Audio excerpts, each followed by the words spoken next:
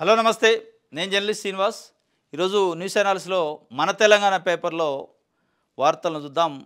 రాహుల్కు సిగ్గుందా అని చెప్పి రాహుల్ గాంధీని బీఆర్ఎస్ వర్కింగ్ ప్రెసిడెంటు కేటీఆర్ నిన్న ఒక ప్రెస్ మీట్లో మాట్లాడాడు.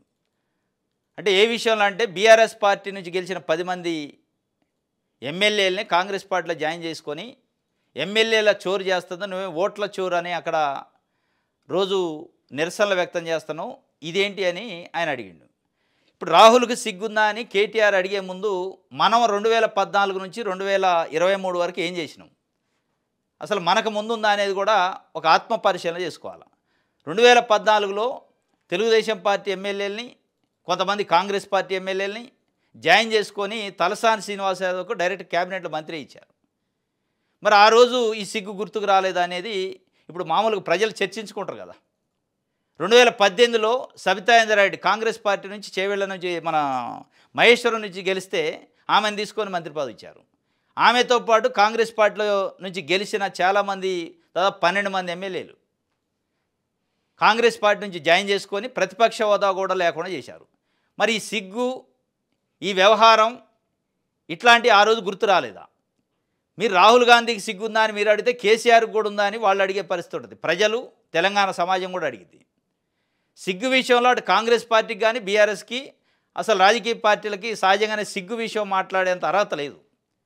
కాంగ్రెస్ పార్టీ కూడా అదే పరిస్థితి.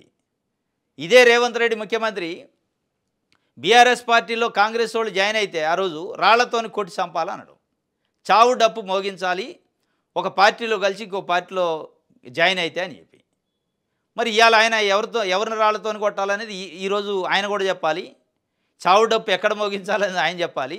వీళ్ళు 2014-23 మధ్యలో మీరు చేసిన కథ ఏంది, మీ సిగ్గు మీ ఎగ్గు గురించి చెప్పాలి. కానీ ఇక అసలు రాజకీయ పార్టీలు, రాజకీయ పార్టీ నాయకులు సిగ్గుల గురించి, పరువుల గురించి, విలువల గురించి మాట్లాడుకుంటే అది పెద్ద జోక్ అనమాట.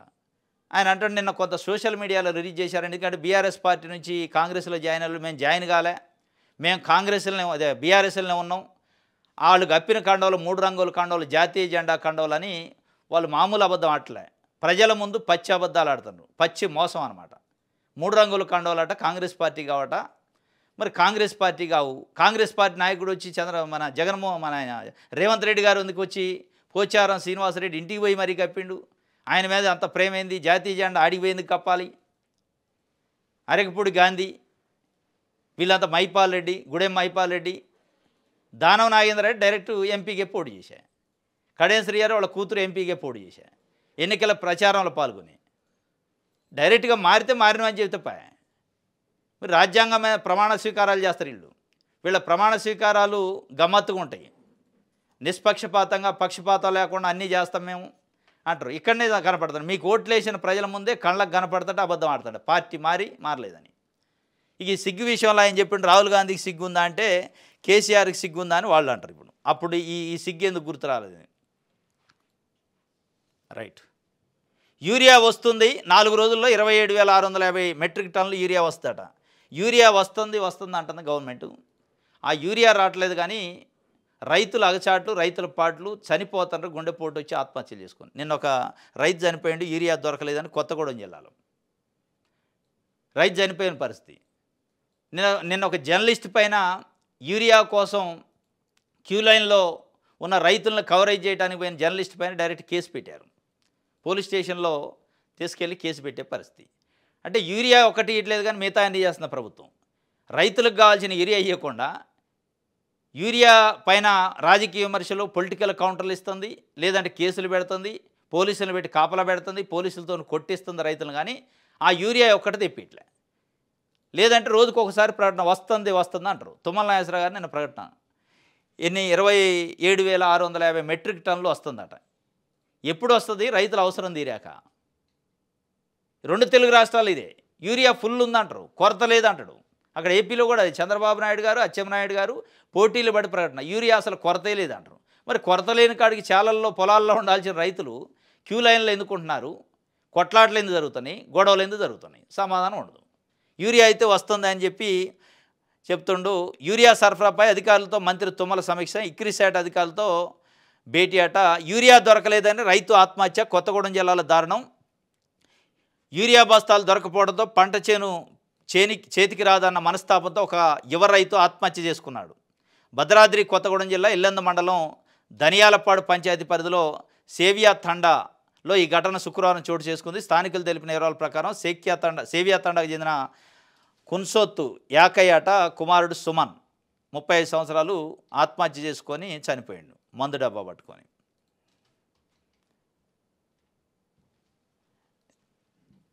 రైట్. గ్రీన్ఫీల్డ్ హైవేలు త్వరలో పనులు ప్రారంభం. నెలాఖరులోగా కార్యాచరణ, నిధుల కోసం కేంద్రంతో సంప్రదింపులు. రాకున్న ముందుకే పనులు ప్రారంభానికి గ్రౌండ్ వర్క్ పూర్తి అట. సంప్రదింపులు రాకున్నా కానీ ముందుకు పోతుండట. గ్రీన్ఫీల్డ్ హైవే ప్లస్ ఇంకోటి ఇక్కడ బందర్కును మన ఫ్యూచర్ సిటీకి రైలు అట, ట్రైన్, బుల్లెట్ ట్రైన్. ఈ రెండింటి కోసం ముఖ్యమంత్రి రేవంత్ రెడ్డి గారు ఒక 4 రోజుల నుంచి ఎక్సర్సైజ్ చేస్తాడు. అధికారులు రైల్వే వాళ్ళతోని తీవ్రంగా కృషి చేస్తాడు. యూరియా దొరకట్లేదురా నాయన అని చెప్పి రైతులు నానా తిప్పలు పడుతుంటే, రోడ్ల మీద తిరుగుతుంటే, క్యూ లైన్లు కడుతుంటే దానిపైన సమీక్ష లేదు.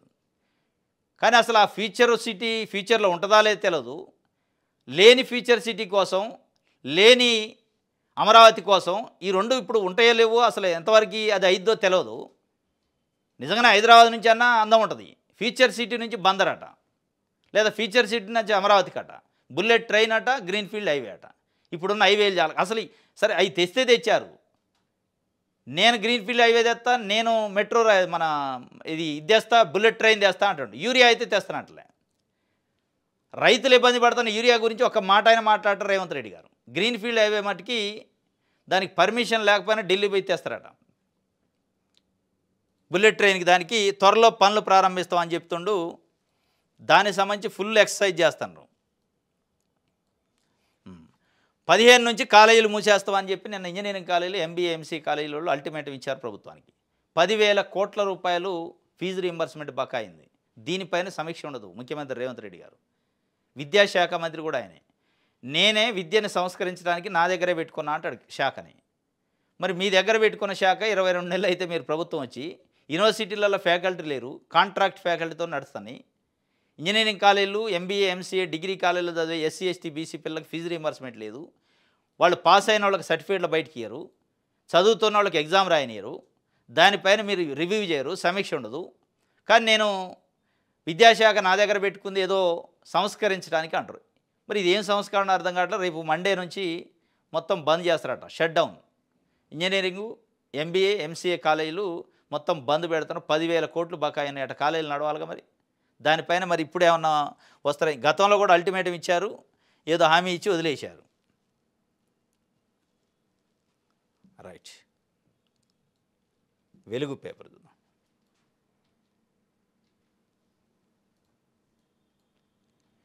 ఇందిరమ్మ చీరలు రెడీగా ఉన్నాయట. పంపిణీకి సిద్ధంగా 50 లక్షల శారీస్, ప్రాసెసింగ్లో మరో 10 లక్షలు ఈ నెల 23 నుంచి పంపిణీ. దసరాకి బతుకమ్మ చీరలని కేసీఆర్ ఇచ్చేది, వాటిని కాంగ్రెస్ వచ్చాక ఇవ్వలే. ఆ బతుకమ్మ చీరలు ఎక్కడున్నాయంటే పత్తి మూటలు కట్టుకోవడానికి, పిల్లల్ని ఉయ్యాలు ఇవ్వడానికి, కట్టడానికి, వాటికి ఇటు కట్టేది. అప్పట్లో ఎవరు కట్టుకోపోయేది. ఇప్పుడు వీళ్ళు తీసుకొచ్చి దాని పేరు మార్చారు ఇందిరమ్మ చీరలని. మరి ఈ కొద్దిగా ఏదో డిజైన్లు అయితే మంచిగానే కనిపిస్తున్నాయి చూస్తుంటే ఫోటోలలో. మరి ఈయన కట్టుకునేటట్టు ఉంటాయా లేదా పడేసేటట్టు ఉంటాయా అనేది చూడాలి. మొత్తానికి 23 నుంచి బతుకమ్మ చీరలు అట. 21న ఎంగిలి బతుకమ్మ స్టార్ట్ అయింది. 23 నుంచి ఇల్లు ఇస్తారట ఒక 2 రోజుల తర్వాత. కాళేశ్వరంపై సిబిఐ నో రెస్పాన్స్ అట. ప్రాజెక్టు అక్రమాలపై విచారణ జరపాలని కోరిన రాష్ట్ర ప్రభుత్వం. ఈ నెల 1న జీవో నోటిఫికేషన్ జారీ, అన్ని రకాల డాక్యుమెంట్లు, రిపోర్ట్లు కూడా అందజేత. కానీ ఇప్పటివరకు నోటిఫికేషన్ ఇవ్వని కేంద్రం. రాష్ట్ర సర్కార్ అడిగితే 48 గంటల్లోనే సిబిఐ విచారణకు సిద్ధమని గతంలో కేంద్ర మంత్రి కిషన్ రెడ్డి ప్రకటన. 12 రోజులు గడిచిన సిబిఐ నుంచి స్పందన రాకపోవడంపై సీఎం ఆరా తీశారట. కాళేశ్వరం పైన నేను సిబిఐకి ఇచ్చిన ఏమైంది రెస్పాన్స్ అని.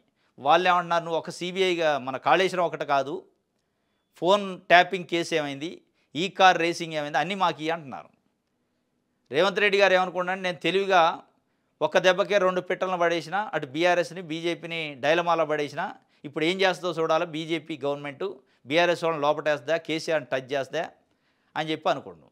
కానీ ఇది కాస్త ఏమైందంటే అటు తిరిగి ఆ మేడకే చుట్టుకుంటుంది. మళ్ళా రేపు ఇదే ఫ్యూచర్ సిటీ పైనో, లేదా మీరు అంటున్న బుల్లెట్ ట్రైన్లో, లేదా గ్రీన్ఫీల్డ్ హైవేలో, లేదా మీరు చెబుతున్న లగచర్లలో వీటిపైన రేపు ఏదో ఒక సిటిజన్సో లేదా పొలిటికల్ పార్టీ వాళ్ళు హైకోర్టులో సిబిఐ ఎంక్వైరీ చేయండి అని వేశారనుకో, సిబిఐ ఎంక్వైరీకి మీరు ఆ రోజు వ్యతిరేకించేది కాదు. ఈ రోజు ఇచ్చిన సిబిఐ ఆ రోజు కూడా సిబిఐ కదా. లేదు లేదు బీజేపీ సిబిఐ దాన్ని నేను ఒప్పుకోనటానికి లేదు. అది గ్యారంటీగా ఈరోజు కాళేశ్వరం ఇచ్చినంత ఈజీగా ఉండదు. రేపు అనేక అంశాలలో కాంగ్రెస్ పార్టీ మేడకి ఇదే సిబిఐ చుట్టుకుంటుంది. సిబిఐని మీరు కాళేశ్వరం విషయంలో యాక్సెప్ట్ చేసి అసెంబ్లీ తీర్మానం చేసి గవర్నమెంట్ జీవో చేసి పంపాక వేరే విషయాల్లో కూడా సిబిఐ ఎంక్వైరీకి హైకోర్టులో లేదా ఇంకోటో రిఫర్ చేసినప్పుడు వ్యతిరేకించడానికి కుదరదు. ఇదే సిబిఐని రాహుల్ గాంధీ ఏమో మోడీ జేబు సంస్థ అంటాడు. మీరేం సిబిఐ ఎంక్వైరీ ఏంది రెస్పాన్స్ రావట్లేదు అంటారు. అన్ని డాక్యుమెంట్లు కూడా ఇచ్చారట, మేము అన్నీ ఇచ్చినాం, మీరు ఏంది చర్యలు తీసుకోవట్లేదని ఒకవైపు కోర్టులో కూడా ఉంది. కేసీఆర్ ఏం కోర్టుకు పోయా, పెండింగ్ ఉంది కేసు. అది గ్రూప్ 2, 3పై ఏం చేద్దాం? టీజీపీఎస్సీ సమాలోచనలో గ్రూప్ 1 రిక్రూట్మెంట్ ఆలస్యంతో గ్రూప్ 2, 3పై పీఠముడి అప్పీల్కి పోయాక రివ్యూ చేయాలని భావిస్తున్న కమిషన్. గ్రూప్ 1 పైన తేలినప్పుడు గ్రూప్ 2, 3 ముందుకు పోదు. అది ఒక విధంగా టీజీపీఎస్సీ అటర్ ఫెయిల్యూర్ అయింది. టీజీపీఎస్సీ రిక్రూట్మెంట్ చేయడంలో ఫెయిల్యూర్ అయింది. ఈ ఫెయిల్యూరు ఎఫెక్ట్ ఎక్కడ పడుతుందంటే యూపీపీఎస్సీ నోటిఫికేషన్ల పైన పడుతుంది. 2 తెలుగు రాష్ట్రాల్లో ఉన్న పబ్లిక్ సర్వీస్ కమిషన్లు రిక్రూట్మెంట్ విషయంలో ఫెయిల్ అవుతున్నాయని చెప్పి ఈ కాంపిటేటివ్ ఎగ్జామ్ ప్రిపేర్ కావాలి, పబ్లిక్ సర్వీస్లోకి రావాలనుకున్న వాళ్ళు యూనియన్ పబ్లిక్ సర్వీస్ కమిషన్ పోతాను. వీళ్ళతో కాదు, ఇది అయ్యేది కాదు, ఎన్ని సంవత్సరాలు పట్టిద్దో తెలియదు అని చెప్పి వదిలేసే పరిస్థితి. ఈరోజు గ్రూప్ 1లో సింగిల్ జడ్జి ఇచ్చిన తీర్పు పైన డైరెక్ట్గా డబుల్ బెంచ్కి వెళ్తారట, డివిజన్ బెంచ్కి. మరి ఆ డివిజన్ బెంచ్లో కూడా మళ్ళీ ఎస్టాబ్లిష్ చేయాలి కదా, అంత ఈజీ కాదు కదా. డైరెక్ట్గా టీజీపీఎస్సీ గ్రూప్ 1 ఎగ్జామ్ జరిగిన రోజు ఇచ్చిన ప్రెస్ నోట్లో 20,160 మంది ఎగ్జామ్ రాశారని చెప్పి ఆన్ రికార్డ్ ఇచ్చారు. అదే మళ్ళా 20,185 మంది రాశారని ఇంకొక సందర్భంలో ఆన్ రికార్డ్ ఇచ్చారు. ఈ 2 తీసుకుపోయి కోర్టులో సబ్మిట్ చేశారు పిటిషనర్స్. అక్కడ సమాధానం చెప్పలేని పరిస్థితి, అక్కడనే దొరికిపోయారు. 15-20 మంది పెరిగారంటే మరి ఎన్ని కోట్ల రూపాయల వ్యవహారం దీని వెనక జరిగింది, ఎందుకు పెరుగుతారు అసలు? ఎగ్జామ్ రాసిన రోజు ఒకటి ఉంటే ఫలితాలు వచ్చినప్పుడు ఇంకోటి ఎట్టు ఉంటుంది. 2 సందర్భాల్లో రెండు వేరు ఫిగర్స్ ఎక్కడి నుంచి వచ్చినాయి అనేది కోర్టు అక్కడ పట్టుకుంది. వాల్యుయేటర్స్ విషయంలో కూడా కాంట్రాక్ట్ లెక్చరర్లను పెట్టి వాల్యుయేట్ చేయించారు. రోజుకు 100 పేపర్లు దిద్ది అవతలబడేటువంటి గ్రూప్ 1 అది public service commission. Public service చేయాల్సిన ఎంప్లాయీస్ సంబంధించి పేపర్లు దిద్దేటప్పుడు నీకు మామూలుగా డిగ్రీ ఇంటర్మీడియట్ పేపర్లే రోజుకు 40 ఇస్తారు. 40 పేపర్ల మించి వాల్యుయేషన్ చేయదు కాదు. కానీ గ్రూప్ 1లో 100 పేపర్లు చేయించారట ఒక ఇన్విజిలేటర్తో. వాళ్ళు కూడా ఎవరు ప్రొఫెసర్లు, అసిస్టెంట్ ప్రొఫెసర్లు కాదు, కాంట్రాక్ట్ ఫ్యాకల్టీతో చేయించారు. అది డాటా తీసిపోయి పిటిషనర్స్ అక్కడ పెడితే కోర్టు చూసింది, నమ్మింది. మరి నువ్వు అప్పీల్కి పోయినా మళ్ళీ ఇవే అక్కడ వేస్తారు. ఇదంతా ప్రయాస తప్ప రీవాల్యుయేషన్ అని చేయాలి, లేదా ఎగ్జామ్ రద్దు చేసి మళ్ళీ కావాలి. మీరు వన్స్ మళ్ళా అప్పీల్కి పోవడం డివిజన్ బెంచ్లు వేస్తే అది ఎన్ని నెలలు పెట్టితే తెలియదు, అది ముందుకు పోద్దా అసలు ఉంటుందా లేదో కూడా తెలియని పరిస్థితి. ఇక్కడ సింగిల్ జడ్జి దగ్గర ఎస్టాబ్లిష్ చేయలేని, నమ్మించలేని గవర్నమెంటు, ఆధారాలు చూపించలేని గవర్నమెంట్ అవకతవకలు జరగలేదని అక్కడ ఎట్లా చూపిస్తారు? అక్కడ కూడా అదే కదా. అంటే ఎట్టి పరిస్థితి లేదు, వాయిదాలకు తప్ప ముందుకు పోయే పరిస్థితి లేదు. గ్రూప్ 2, 3 కూడా ఇది జరగని రోజులు అది జరగదు. ఎందుకంటే 1 ఇచ్చిన తర్వాత 2, 3 ఇవ్వాలనేది టాప్ ప్రయారిటీ పోస్ట్ కాబట్టి అనేది పెట్టుకున్నారు. ఏం చేద్దామని ఆలోచనలో పెట్టారు. ఇది పక్కన పెట్టి అది చేస్తారా చూడాలి మరి. రైట్, ఆంధ్రజ్యోతి చూద్దాం.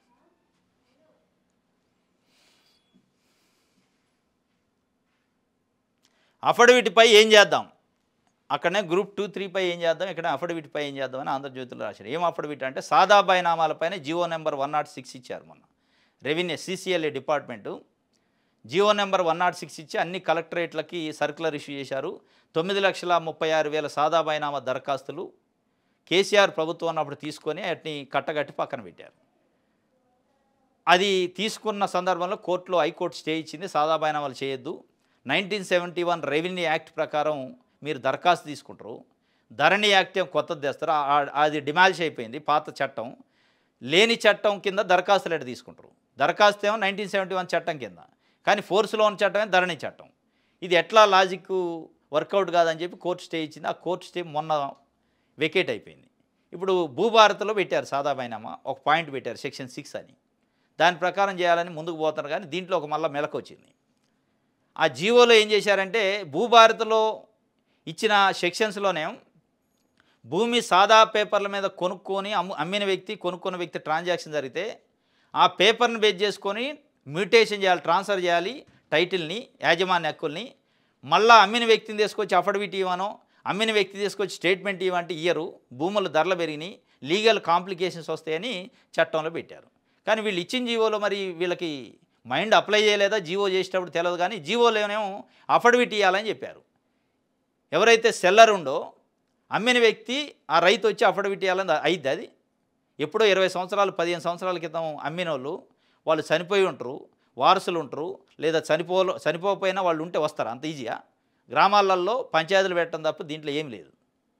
ఇక దీంట్లో మళ్ళీ మధ్యదళాలు దొరుకుతారు, రాజకీయ నాయకులు దొరుకుతారు, సెటిల్మెంట్లు నానా రకాల హంగామా ఉంటుంది. కాబట్టి అది ఏం చేద్దామని ఆలోచన చేస్తున్నట్టు దాన్ని ఎత్తేయాలి. నీకు ట్రాన్సాక్షన్ జరిగింది అనేది పేపర్ ఉంటే చాలు, మళ్ళీ వచ్చి అఫిడవిట్ ఎందుకు ఇవ్వాలి? ఇప్పుడు కొనుక్కున్న రోజు, ఆయన అమ్మిన రోజు, ఈయన కొనుక్కున్న రోజు డబ్బులు ట్రాన్సాక్షను ఎంత ముట్టింది, ఈయనకు అప్పచెప్తున్నా అద్దులు అన్నీ ఉంటాయి అందులో. ఇక మళ్ళీ నువ్వు స్టేట్మెంట్ ఎందుకు? స్టేట్మెంటు కావాలి అంటే ఈ పేపర్కి ఎలవలైనట్టే కదా. కాబట్టి దాన్ని తీసుకొని దానిపైన ఏదైనా ఉంటే స్టాంప్ డ్యూటీ ఇంపోజ్ చేసి 13B కింద కన్వర్ట్ చేసి మీకు ఆ ప్రొసీడింగ్స్ ఇస్తే అయిపోద్ది. కానీ లేని పంచాయతీలు పెట్టి జుట్టు పట్టుకుంటాడు చేయదు రైతుల్ని. ఇది రైతాంగం కోరుకుంటుంది. మీరు నిజంగానే అఫిడవిట్ కావాలంటే 9,36,000 దరఖాస్తులలో ఒక 2-3 లక్షలు కూడా క్లియర్ కావు. మొత్తం పెండింగే పడితే లీగల్ ఇష్యూస్ అయితే కోర్టులకు పోతారు. ఆ గ్రామాలలో లా అండ్ ఆర్డర్ ఇష్యూ కూడా వస్తుంది. ఎప్పుడో అమ్ముతుడు అని పోయి అడిగితే వీడు ఇయ్యడు. అప్పుడు అమ్మింది 50,000 లక్షకు అమ్ముతుడు, ఇప్పుడు 10 లక్షలు 20 లక్షలు ఎకరం పోతుంది. ఆశ పెరిగిద్ది, డబ్బులు డిమాండ్ చేస్తారు. లేదంటే అసలు నేను అమ్మలేదు అంటాడు, మా నాయన అమ్మిండో లేదో చనిపోయిండు, ఇప్పుడు నేను దానికి అడ్డం చెప్తా అంటాడు. ఇవన్నీ రకరకాల పంచాయతీలు వస్తాయి. కాబట్టి అఫిడవిట్ అనేది ఎత్తేయాలి.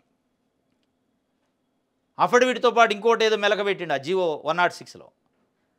అంటే 12 సంవత్సరాల పాటు సేద్యం చేస్తున్నట్టు నువ్వు నిరూపించుకోవాలంటాడు. ఎవరు నిరూపిస్తారు? సెల్ఫ్ డిక్లరేషన్ ఇవంటే ఇస్తారు.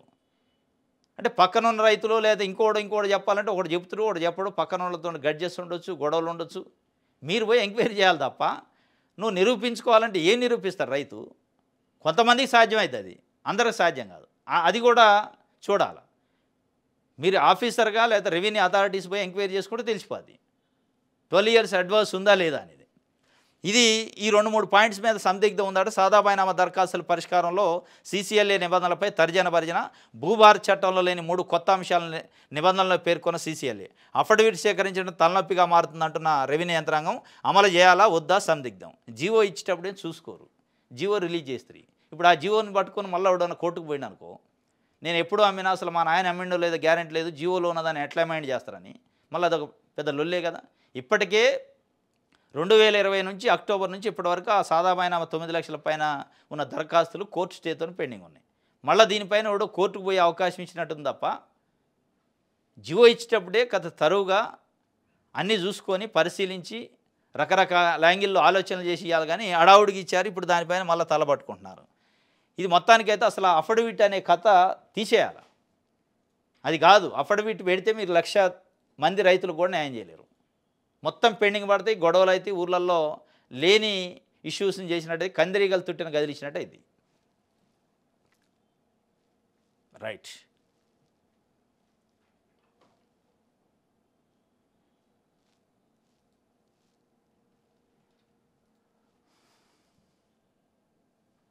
సాక్షి చూద్దాం.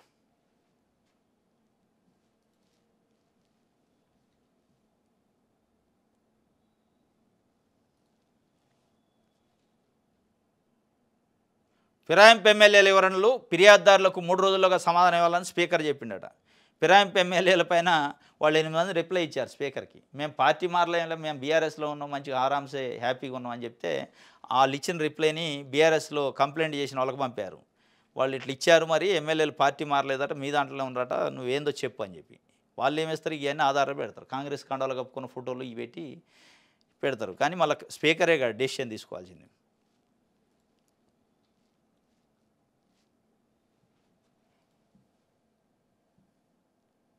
రైట్. దిశ పేపర్ చూద్దాం.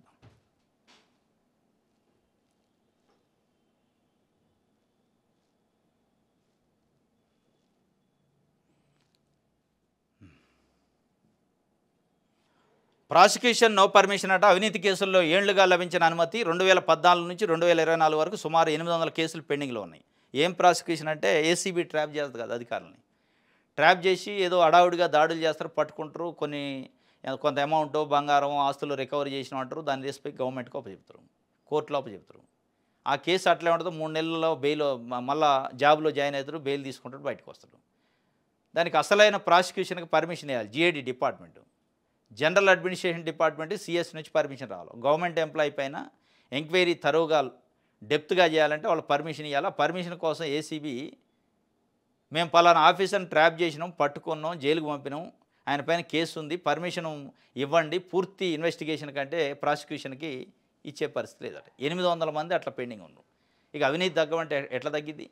అవినీతి అధికారికి ఏం భయం ఉంటుంది? ప్రాసిక్యూషన్ లేదు, ఇన్వెస్టిగేషన్ లేదు, మామా అనిపిస్తారు, దాడి చేస్తారు, తీసిపోతారు, అక్కడ కోర్టులో అప్పచెప్తారు, కోర్టులో రిలీజ్ పిటిషన్ వేసుకుంటాడు ఆయన ఏదో చూపిస్తారు, నాకు వేరే సోర్స్ ఉంది, ఇక్కడ నుంచి వచ్చింది, ఇక్కడ నుంచి వచ్చింది, ఆస్తుల్లోనే మామిడి తోటలు ఉన్నాయి, ఆ తోటలు ఉన్నాయి అని చెప్తారు, మొత్తం రిలీజ్ అయింది. ఇక వానికి పడ్డ ఫరక్ ఏంది? ఓ 4 నెలలు సస్పెండ్ అవుతారు, దాని తర్వాత మళ్ళీ జాబ్ వస్తుంది. నీకు అసలు ప్రాసిక్యూషన్కి వాళ్ళు పర్మిషన్ ఇస్తే ఏసీబీ కానీ సిఐడి కానీ డెప్త్గా రూట్స్లోకి వెళ్తే అధికారిని నరనరాల్లో మొత్తం ఎంక్వైరీ చేస్తే మొత్తం వాడు రూట్స్ లెవెల్ నుంచి రావాలి. అసలు ఉద్యోగం వచ్చేటప్పుడు ఎంత ఆస్తుంది, ఇప్పుడు ఎంత ఉంది, వాళ్ళ భార్య పిల్లలకి ఎంత ఉంది, బంధువులకి ఎంత ఉంది, బినామీలు ఎవరు, మొత్తం తీస్తే కదా అప్పుడు అవినీతి తగ్గిద్ది. ఇప్పుడు రెరా బాలకృష్ణ అని 500 కోట్లు సంపాదించిండట హెచ్ఎండిఏలో ఉన్నప్పుడు. వాడిని ఏం లేదు, ఏసీబీ పట్టుకుంది, వదిలేశారు. ఏముంటుంది? భయం ఏముంటుంది? అట్లా చాలామంది అధికారులు ఉన్నారు. 800 కేసులు 2014 నుంచి 2024 మధ్యలో పెండింగ్ ఉన్నాయి పర్మిషన్ కోసం. అంటే పర్మిషన్ ఇవ్వడానికి ఇలా చేతులు ఆడలే. అంటే ప్రభుత్వమే ఒకవైపు ఏసీబీ పెట్టింది, ఇంకొక వైపు అవినీతిని ప్రోత్సహించడానికి పర్మిషన్ ఇవ్వదు. మరి ఎందుకు ఏసీబీ పెట్టడం ఎందుకు? ఈ అడావుడు ఎందుకు? ట్రాపులు ఎందుకు? పేపర్లో న్యూస్లు ఎందుకు? పర్మిషన్ లేదట, నో పర్మిషన్ ప్రాసిక్యూషన్కి. రైట్.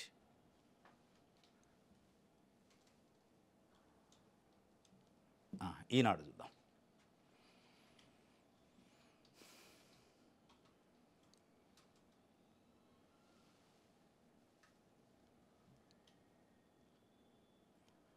కారుతో ఢీకొట్టి 40 లక్షల రూపాయలు దోపిడీ చేశారట నిన్న. పారిపోతుండగా బోల్తాపడ్డ నిందితుల కారు 8.5 లక్షలు వదిలేసి మిగతా సొమ్ముతో పరారి. హైదరాబాద్ శివార్లో నిన్న ఘటన జరిగింది, శంకర్పల్లి దగ్గర.